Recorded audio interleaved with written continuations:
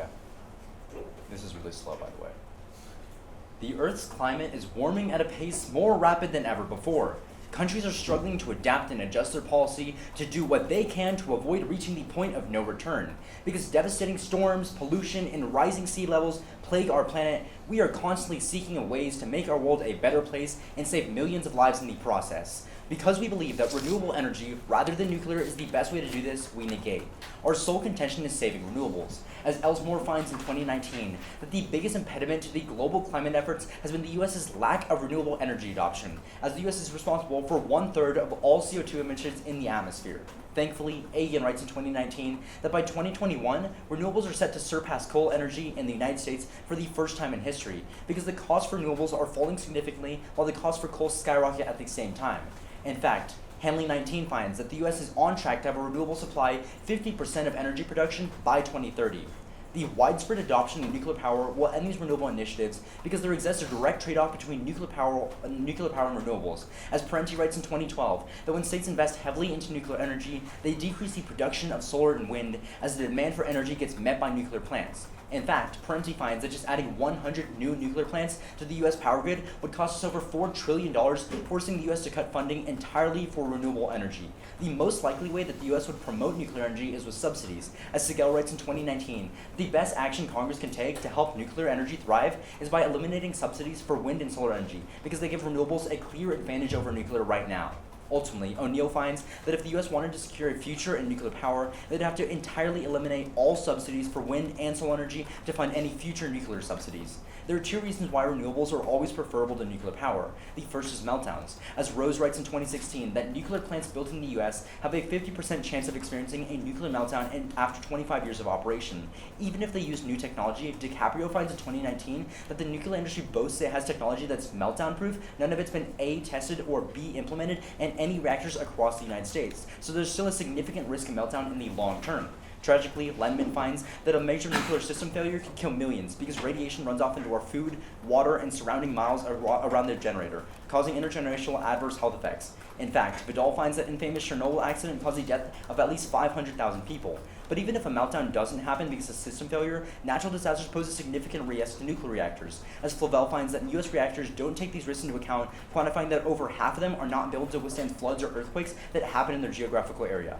But second is saving the planet, as Stanford finds in 2019 that nuclear power produces on average 23 times more CO2 emissions than renewable energy ever does, and that building more reactors would significantly increase U.S. CO2 emissions. That's because nuclear energy emits massive amounts of CO2 in its background processes that run on fossil fuels, and that's empirically proven. As Stanford concludes that in 1 year alone, nuclear power adoption in China led to a 1.3% increase in emissions because the country leaned less on renewables and emitted throughout fossil fuels more often, directly causing the deaths of 69,000 people in 2016 alone.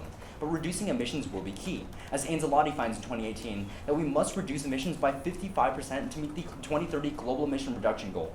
Thankfully, Elsmore finds that renewable energy adoption will allow America to independently decrease emissions by 75%.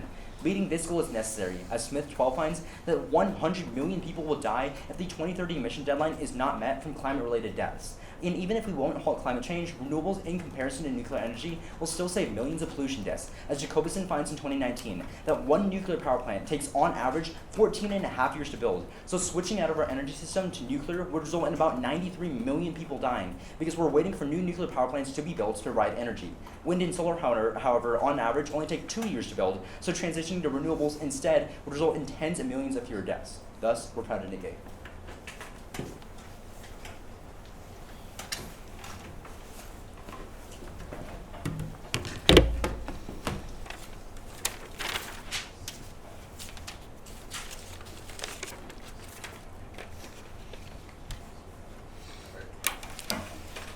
Is everyone ready? We affirm that the United States should increase its use of nuclear energy. Contention 1 is international influence.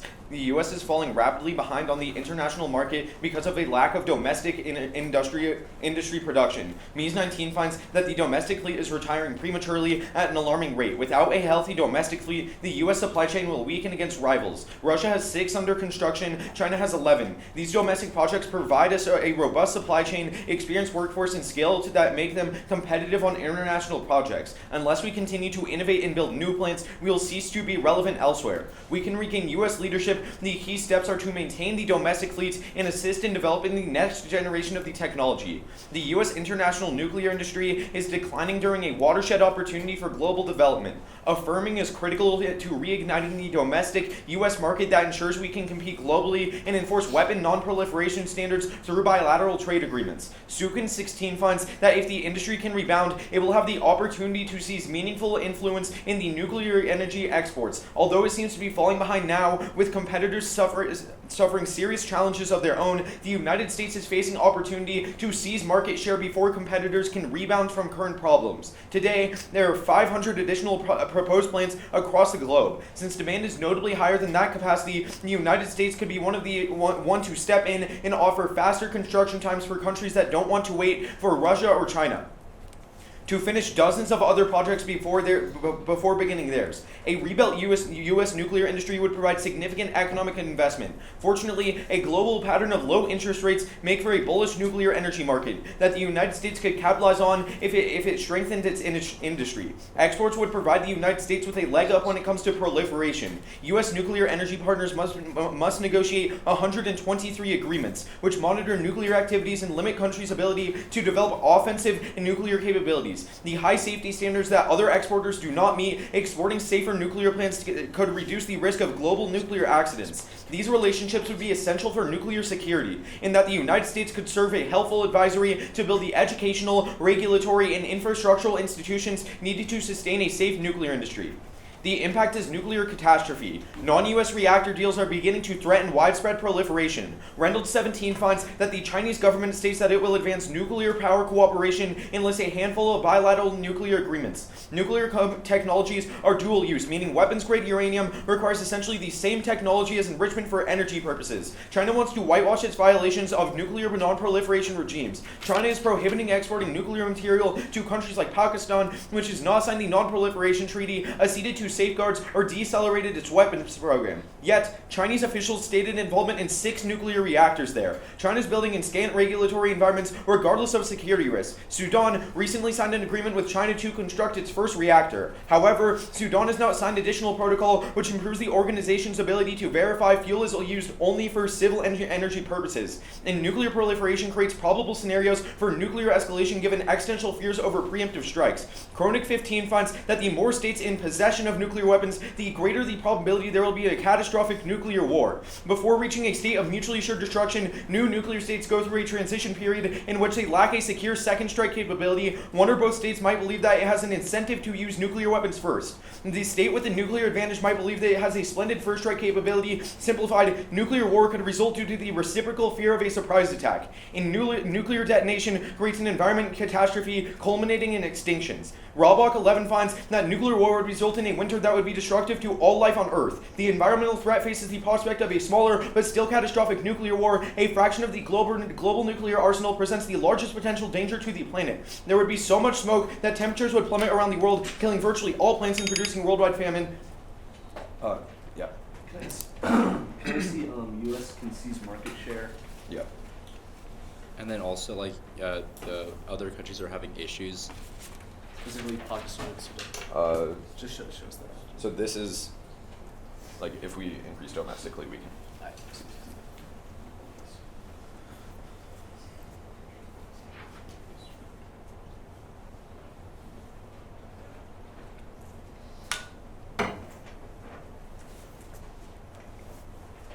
That's fine.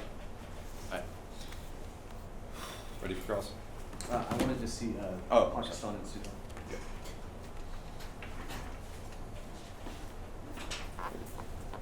The Reynolds part.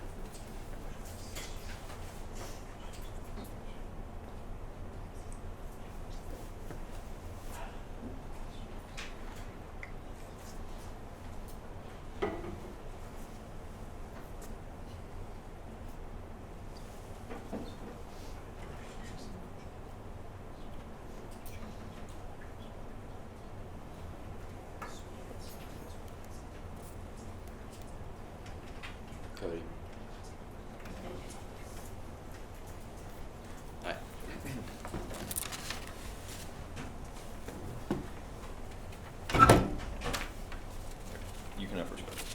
me just get that timer. Okay, so let's go like these war scenarios, like nuclear winter, whatnot. Where like do we see this arena playing out?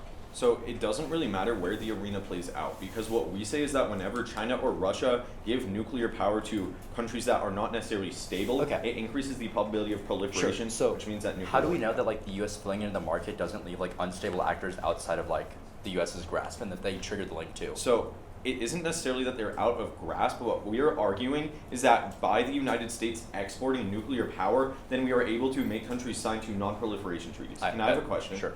Okay, so let's talk about renewables. Okay. So what is happening with or like what is the backup to renewables? At the moment, there's like batteries, there's natural gas, there's gravity pull systems, So like there's a lot. renewables require like backup systems, right? Correct. Because they're intermittent. Yeah. So if that is true, why are fossil fuels not going to decrease with renewables? Or why are they going to? Like why are fossil fuels decreasing? Yeah. Sure. So like I listed a couple of them. Right now we're using gravity systems. Like it's like when we raise bricks in the air with like giant cranes, because when renewables fill up, the solar panels allow it to bring it up. But when the solar panels turn off, then those bricks are unloaded and it comes down. Also, we have increased batteries costs. Battery costs are going down, so we don't need natural gas in the future. But Wait, also, how much are battery costs coming down? I don't know if the tops are hot, but I can like pull up the evidence if you want. Let's go to like the who have we made like nuclear agreements with, or who have we exported reactors to in the past? What we say is that we have not been able to make nuclear agreements to export nuclear plants because we don't have like a strong enough now, domestic industry. But like before, when nuclear like industries were strong in the U.S., who were we exporting to? I'm not entirely sure, but our argument is that right now, because China and Russia are vulnerable and lacking progress, it's a unique opportunity for the U.S. Can I have a question? Yeah, go ahead. Okay, so is any country in the world 100% reliant upon renewables? I think Germany's really close. So is Sweden and No, France. so they've actually transitioned away from, they haven't transitioned away from renewables. But when they switched from nuclear, what happened?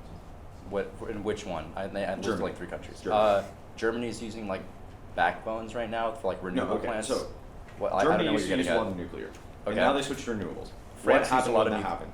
France used a lot of nuclears and then switched Okay, to can renewables. you answer my so question? like, I mean, okay, like I guess even if they switched to renewables, France was once the leader in nuclear too, and then passed bills to switch to renewables. So And you their can say a lot of emissions. countries like But switch that's back and forth. You can like- have a question. Okay. So like on these safety standards, like Yeah. why would countries that are like destabilizing right now want to sign on to safety standards? What do you mean? So like say like Sudan or like Pakistan or something, who are like in regional conflict all the Okay. time. Why would they So want to sign on to the safety argument standards? is not that countries don't sign on to non-proliferation treaties because they want to proliferate. The argument is that whenever countries that aren't signed on to proliferation treaties get nuclear power plants, they then have an incentive to proliferate. Oh, okay. Wait.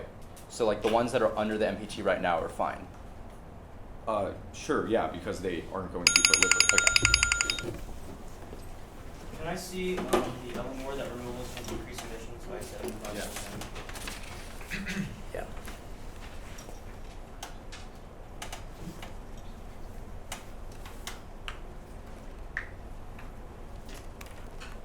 Is code card fine? Yeah. Mhm. Hi. A little highlight is like the yellow stuff is 75%. Where is it? Like at the very bottom. Should I read climate change? Should I try or not? It's like they don't really read extinction rate. Can we click on the hyperlink link? in it? Yeah, for sure. We're getting pause right now. Oh, it's I'll just pause. yeah. I already tried this. This one's like giving you the definition of deeper electricity. Yeah, we just need to know what it is. Ah, sure. What do you want me to do on the blog? So I'm just gonna read the relative factors. Get that. Figure out the number up. Yeah, we're just gonna prep.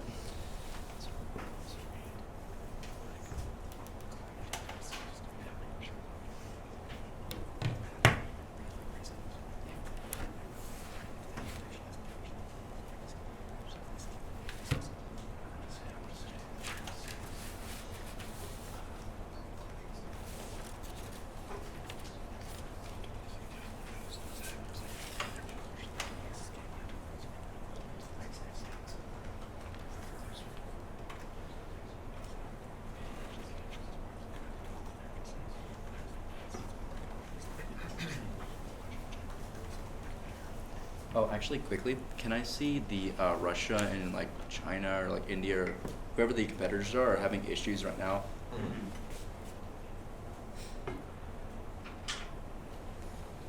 It's also the Sukin evidence. I bet. It's right there.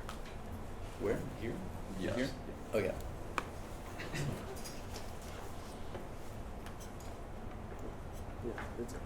Okay. Okay, so that's 121 used total. Give me more time.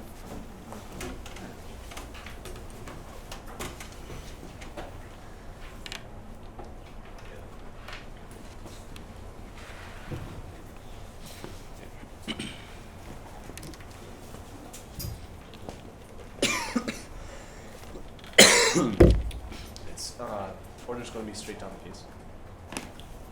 There's an overall response on the top. Overview done. Yeah.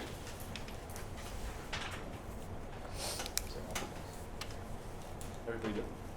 Okay. As a response to their whole case, realize that their entire case is hinged on the fact that we build new plans to actually revitalize the industry. That's the link that they isolate. However, you can cross-apply our Jacobson evidence from case, which specifically tells you that it takes 14 and a half years to build one nuclear power plant. The problem with that is that means that in those 14 and a half years, you are allowing China and Russia to be sending nuclear power plants abroad, which means that their impact has 14 and a half years to trigger. What that means is that you always vote neg on the fact that we know that we are on track to solve climate change right now, and we give you the bright line. Once you vote after, you kill the bright line.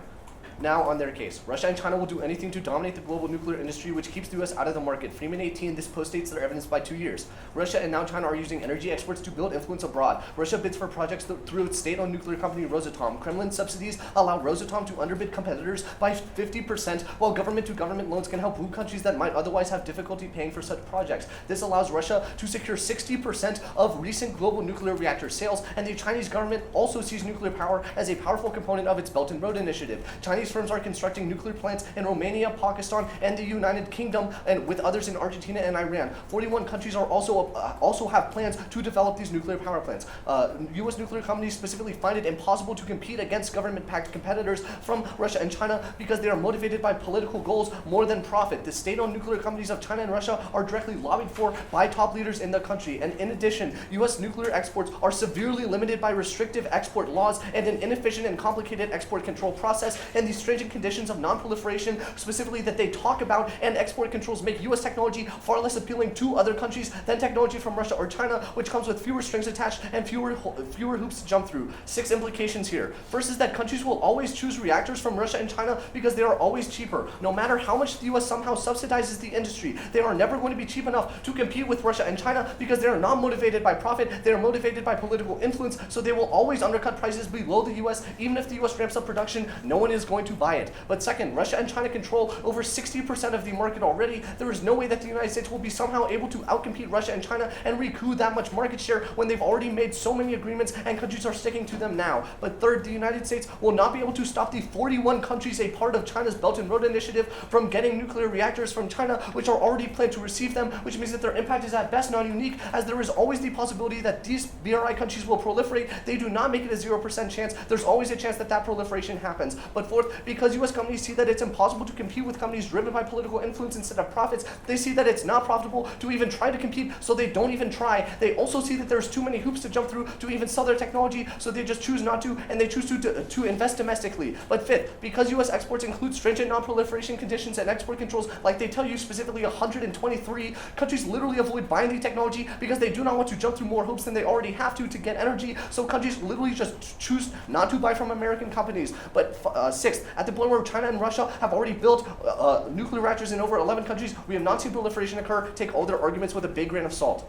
Independently, the U.S. can stop proliferation in other areas, such as bringing them to a tribunal in the United Nations Security Council. This is specifically what happened with North Korea. Also problematically, despite the U.S.'s regulations, NTI 18 finds that North Korea was still able to proliferate with the reactors that they literally got from the United States. This is important because even if the U.S. has regulations, the U.S. does not have the ability to enforce those regulations. But finally, proliferation decreases the probability of conflict, which solves for their impacts. Multiple warrants. First, Wesley explains that the decreasing cost of prolif and the pressure of current international norms incentivizes nations to proliferate covertly, which increases the odds of miscalculation escalation since rival regions fear malicious intent. But second, DeGarmo explains that nuclear weapons make states feel less insecure and thus less likely to attack, which deters hostile intervention. But Gopin also explains that Prolif forces irrational leaders to shift to a defensive strategy because the acquisition of powerful forces makes them fear self-destruction from the aggressive policies. But finally, is that Prolif is the only way to end conventional conflict, as Waltz finds that no two states with nuclear weapons have ever engaged in a major war. Nuclear weapons raise the cost of war to unacceptable levels. That's why they don't engage in it. Okay, we're gonna take a break.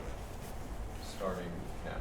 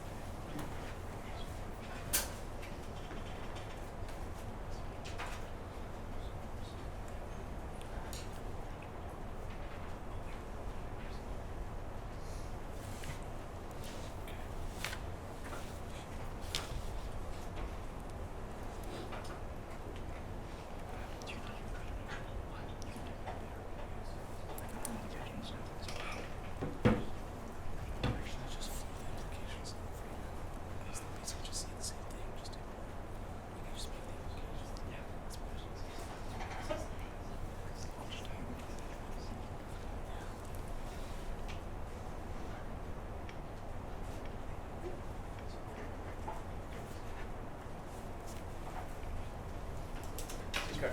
It's 140 use. Alrighty, so it's going to be frontlining and then their case.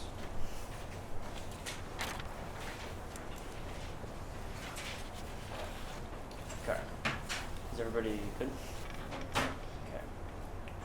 Starting on the overview, they say that our case is hinged on new plants, and the problem with that is that it takes too long to build plants, so in that time Russia and China will do so. The problem is Russia and China also have to have the same 14.5 year time to build the nuclear reactors, and the problem is the conceded Sukin evidence in our case indicates that China and Russia are extremely backed up because demand for their nuclear power is rising significantly, and so a lot of countries want it, and so they can't provide it to all of them, which is why it's a unique opportunity for the United States to go in, and that's when we can seize the market. Then they give you a bunch of reasons as to why we'll never be able to compete because they are using it to to get influence, not profit. But the problem is their entire case is literally about how we're going to give a ton of subsidies to nuclear to increase its ability, which means that we're fundamentally prioritizing the function of the industry over profit, which means that would functionally link into their case. In fact, our bulletin of concerned economic scientists explains the only reason why they can outcompete us, and so right now is because they're not getting, because the nuclear industry in the United States is not getting the same government support as Russia and China are. But if we can get a little bit more, because our conceded Mies evidence says the United States credibility on nuclear is significantly better because our tech is better and far more advanced, and because we have far better regulatory experience, people want to go to us. They just feel like they can't right now because the U.S. nuclear industry is dying, and so we can't export abroad. But we would say that by increasing subsidies, like they say, that means that people can actually get the chance to buy from us like they want to because our nuclear reactors are so much better. Then they give you, then they say that export controls make it less appealing. Even if that's true, we would say that most countries on net want us because if we can make it cheaper, ours is significantly better technology and significantly more trustworthy. Then they give you a ton of implications, but they're all reliant on why they will not want to buy from the United States. If we prove that doesn't happen, they're not going to have offense there. Then they read you the turn saying that states who proliferate have a decreased incentive to attack. This does not respond to the Kronig evidence whatsoever, which indicates that before MAD can ever come into place with a proliferating state, what happens is they need to get second strike capability. Because when you first get a nuke and you only have a first strike capability, what happens is you're really concerned that your neighbor who you're trying to fight may also strike you back. And so if you don't have a second strike capability, that is what creates MAD. Because if you both know that you can strike each other after each other, then you don't stop. But if there's only a one strike, if you only have one nuclear weapon, then you're far more incentivized to launch it, which is why we would see that prolif increases. They do not respond to this warrant. They're just kind of making really lazy analysis. Now onto their case. At the top, they say that like, green tech is surpassing coal. That doesn't matter because coal is dying in the status quo. Natural gas and oil are the fossil fuels that are increasing. In fact, Goldstein finds that it's still 80% of U.S. global energy, and oil and natural gas are increasing in energy consumption. There's no reason that green tech is like uniquely outpacing them. In fact, Goldstein finds that even if you look to Germany's greatest and most expansive development of renewables, it would still take 150 years to decarbonize the world because it's simply too slow and they're so dilute. And then this year is going to be like 50% renewables by 2030. The problem is the evidence is literally from a renewable company who is likely to estimate and overestimate it, and the card literally says that it is much higher than normal estimates. So there's they have an incentive to overinflate it. Then they say that states would decrease production of green tech when they increase nukes. But what Plummer explains that New York is able to give both subsidies to renewables and to fossil fuels. And to nuclear, so that disproves that. Then they say that the best action Congress can take is to increase subsidies. I would agree with that. Now on to the impact about meltdown. First, Brown 11 explains that it's meltdowns are accidents are extremely rare, and the Lancet finds that on net empirically nuclear is the safest form of energy and has caused the least amount of deaths. They can scare and fearmonger all they want about meltdowns, but if you look into the history of energy, nuclear is consistently the least deaths and the most healthy. On to the second impact about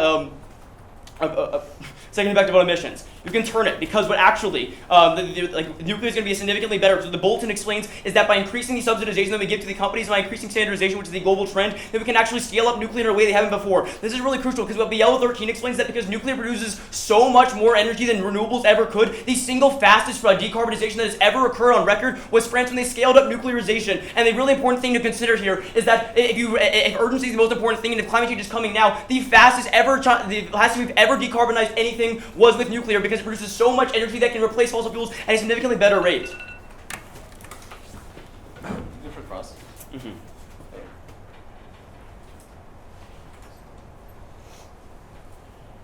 Okay, so the last response that you read is that France decarbonized the fastest ever, right? Yeah. Right, what did the government of France mandate last year? You're going to say that they switched to renewables? Yeah, they increased renewables by 32%. Why did they do that? Pressure from Germany and surrounding countries. Yeah, because they saw that nuclear does What not happened solve after climate that, change though? fastest. Their emissions went up. Okay. So That's not obviously true. it was a pretty bad thing for That's them. not true. Like France's emissions did not go up. All they saw was that they actually saw an increase in No, renewables. their If emissions- anything, like historically, whenever you've seen a transition from renewables to nuclear reactors, such as in China, you've seen an increase in emissions by 1.3%. There's no so how much? So did that's based on the emissions increase in Jacobson France? evidence, right? No, that's from Stanford. How much did? No, that's how much did Jacobson of emissions Stanford. increase- How much did emissions increase in France? How much did emissions increase in France? I don't know the exact number. Oh, got it. I don't Okay, remember no exactly. question. Okay, so let's talk about renewables versus nuclear. Actually, no. Let's talk about our case.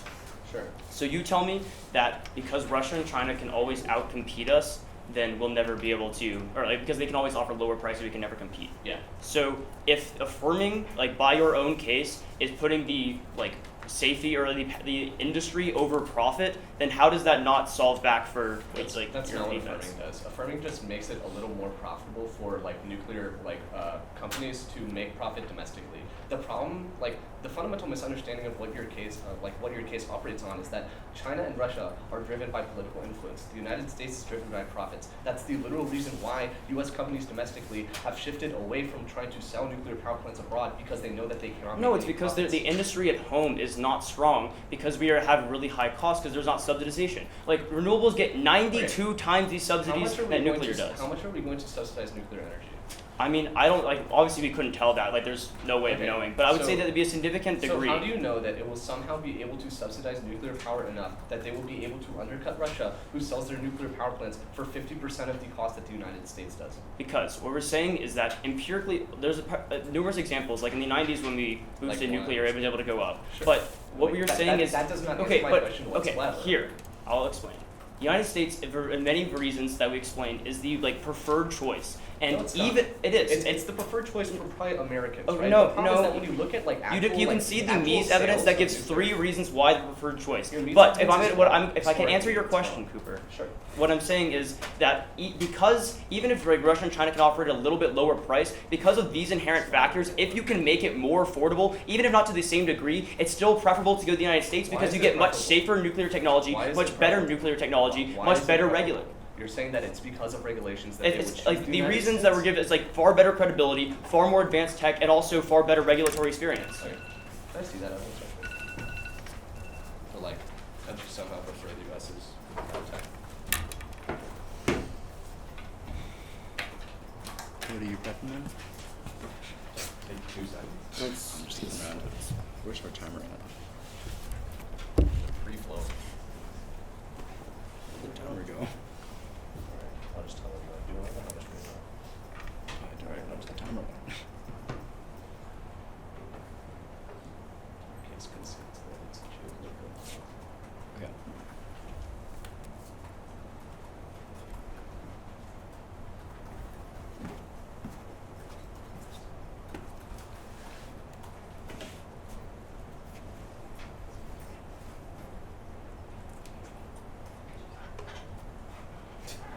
Alright, it's fine.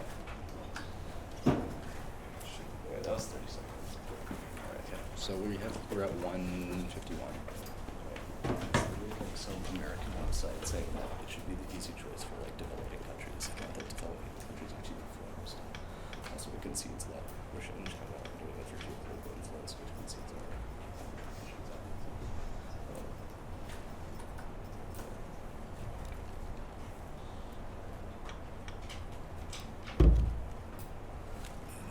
Just says it should be possible. Can I actually see this like second strike capability, like who has it versus who doesn't? Started. Here. I don't even know. Oh, my bad. What have you done?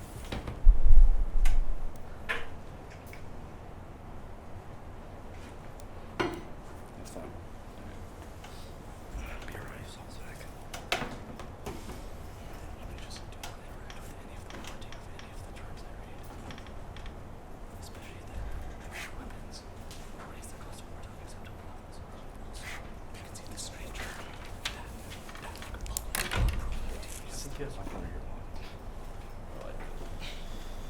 Alright, so that's all of our prep.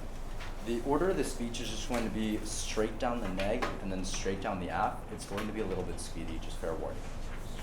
Neg. Neg app. Is everyone ready?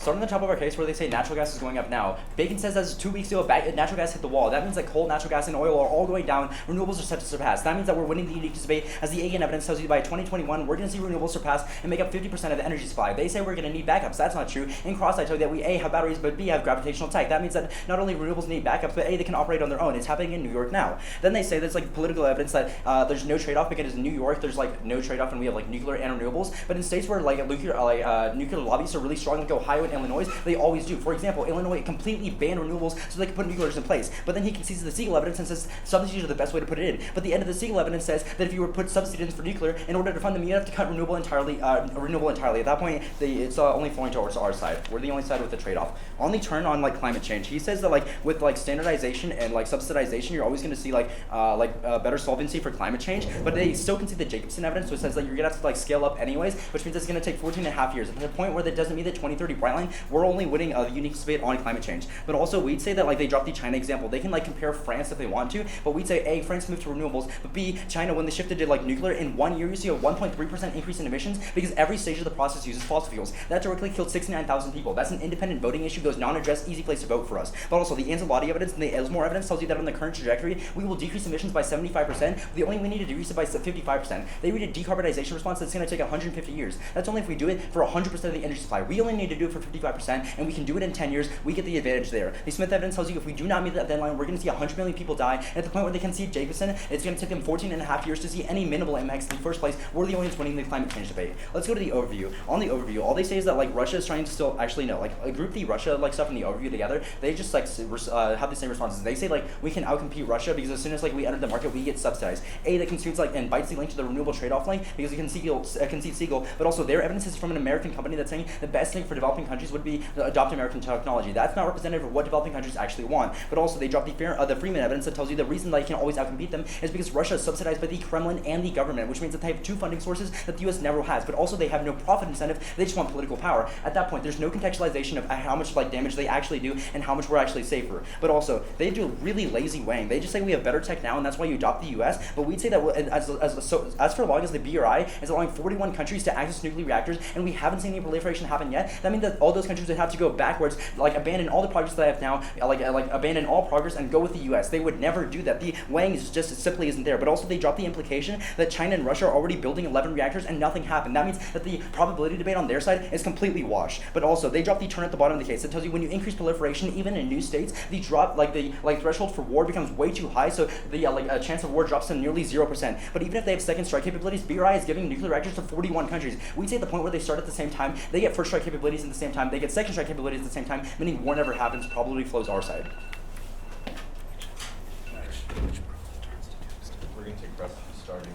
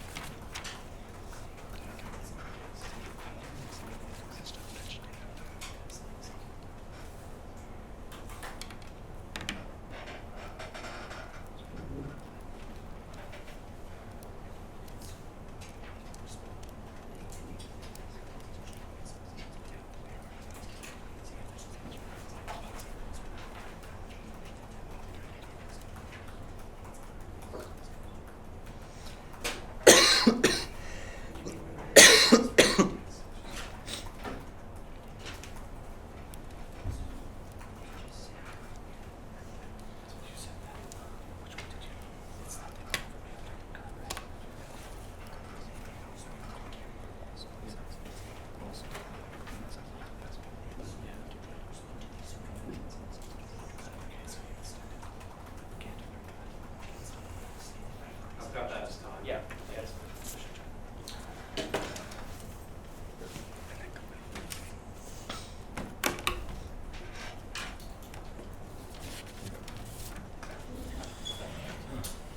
So it's going to start on the neg, and then I'll go down here. Is everyone ready?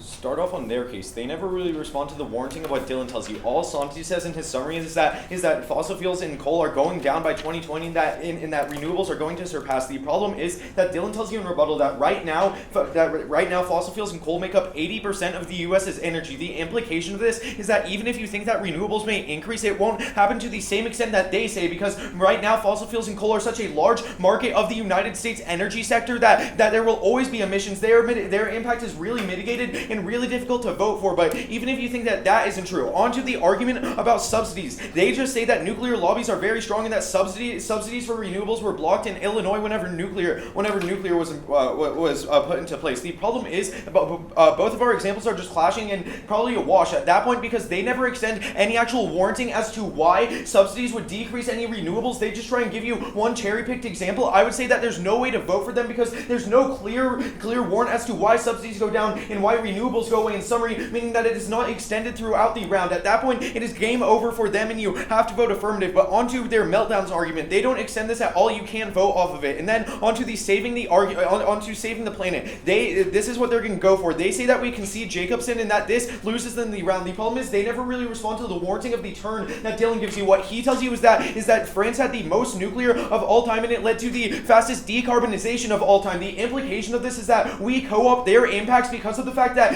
nuclear is the only place that we're going to be able to see the decarbonization that they talk about in their case. At that point, I would contend that we have the best strength of link because they never actually respond to any of the warranting. They just try and say that it's bad without saying why. At that point, it's really easy to affirm. But onto our case, on the top level, they never respond to the Sukin evidence. This single-handedly loses them the round because what the Sukin evidence says is that if the U.S. domestic industry is able to rebound, we can seize leadership overseas, and that the United States has an opportunity right now because competitors are being slowed down like Russia and China. This is really critical because all of their responses are relying upon the idea that countries will not get nuclear power from the United States. But the Sukin evidence explicitly says that the United States has an opportunity right now to take over Russia and China. That's really important because they also never really respond to the warranting of the impact. What the Reynolds evidence says is that China sells to countries that are not signed onto non-proliferation treaties, which increases the threat of proliferation. That is not ever responded to and grants us the cleanest impact in the round. And then the Kronig evidence is also not responded to. This says that more states having nukes is really bad because it increases the probability of nuclear war because they believe that they have an advantage and they don't want to give up that advantage, so they will always strike first. And then the Robach evidence says that a nuclear war will lead to extinction. At that point, I would argue that we will always outweigh on magnitude because at most you grant them thousands of lives, but we always have some risk of extinction happening if you vote for them and allow the current trend to occur. But because our evidence is never really responded to and the link is cleanly extended, I urge you to affirm.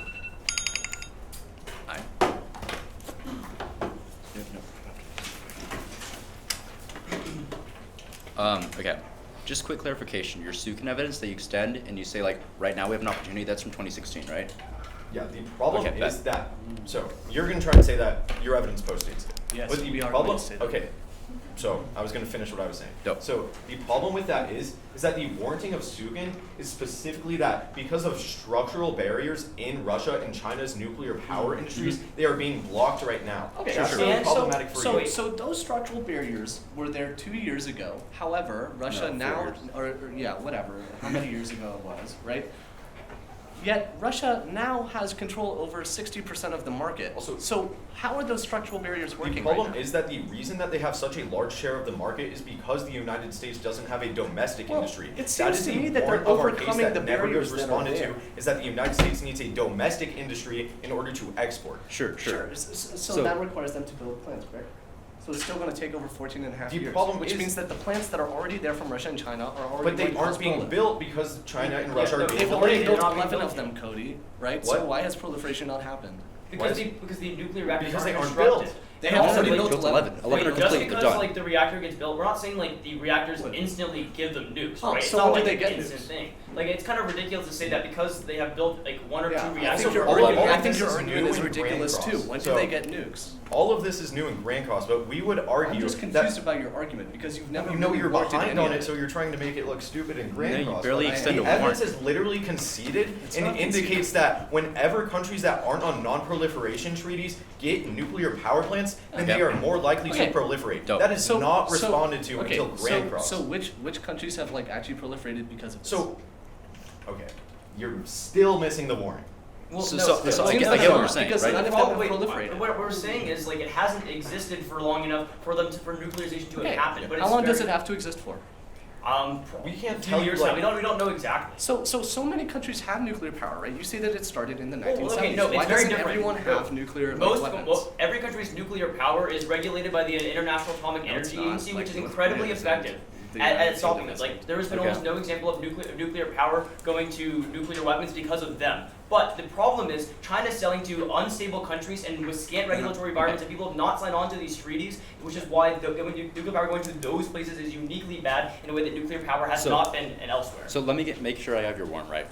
Giving nuclear reactors to like countries who aren't regulated sometime in the nearby future, but we can't give you a date, will cause a nuclear war, right? Yeah. So Okay. we say that there is a risk of proliferation whenever power lines are like put there. Okay. And we have a question. Yeah. All right. So you're just gonna go for let me go to your point. So you're just gonna go for this idea about like saving the planet, right? So Probably, what and then- warrant was extended in summary? So the warrant extended in summary goes off of Stanford and Enzelati. No, Okay, I link think I into flow pretty well. Up, more down.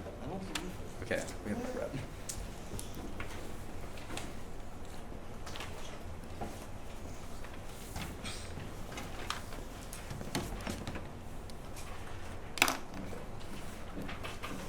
So it's going to be starting on their case and then on our case.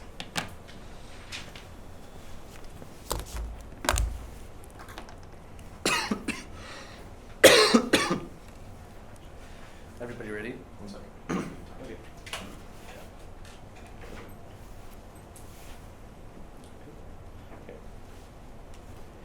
They just try to extend this succum evidence and say that it's really good. The problem is that it's talking about the opportunity that we had 2 years ago. The problem is that our Freeman evidence from 2018 postdates it and says that Russia has already taken advantage of the emptiness of the industry, and that is why they have already controlled over 60% of the market share. The problem is that their warranting is no longer true at the point where Russia and China are already in control of the industry. That's why they have conceded the implications that are made, that specifically countries are always going to choose Russian and Chinese reactors because Russia and China are always going to be able to undercut prices to 50% of that of which the United States is selling them. That's why they will never go to the United States. The only reason they're able to do that in the first place is because they're driven by political incentives, not profits. But then they also concede the implications that are made that they cannot stop the 41 countries in the BRI that already plan on building nuclear reactors that are going to get them in the near future. That means that they have no solvency because there's 41 countries that can proliferate independently of whether or not you vote for them. That's a very clean terminal defense. They also concede the 2 turns on proliferation. Specifically, Gopin tells you that proliferation puts leaders into a defensive strategy because they fear their own self-destruction from their own aggressive policies. That warranting is conceded, but they also concede the Waltz evidence, which tells you that nuclear weapons increase the cost of war to unacceptable levels. That is why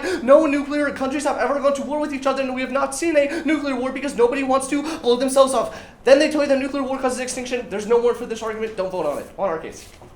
They just tell you that fossil fuels make up 80% of the fuel supply. The problem is that they concede our Holmes evidence, which tells you that renewable energy is already overtaking natural gas right now because the industry has hit the wall. They also concede our O'Neill evidence, which specifies that either renewable energy or nuclear needs to have full subsidies in order to survive, and that's why in Ohio and Illinois they cut subsidies for nuclear and spent it all on renewable energy. That's very critical, as our Anzalotti evidence tells you that there's a 55% byline for a decrease in emissions to stop climate change. Our Ellsmore evidence indicates that we're already going to be meeting that bright line on our current trajectory by decreasing emissions by 75%, and that's why our Smith evidence finds that if we meet that bright line, we're going to be saving 100 million people. They just tell you that that France led to the fastest decarbonization of all time, but we are starting too late. It's going to take 14 and a half years to meet that bright line now. The only choice is renewable energy.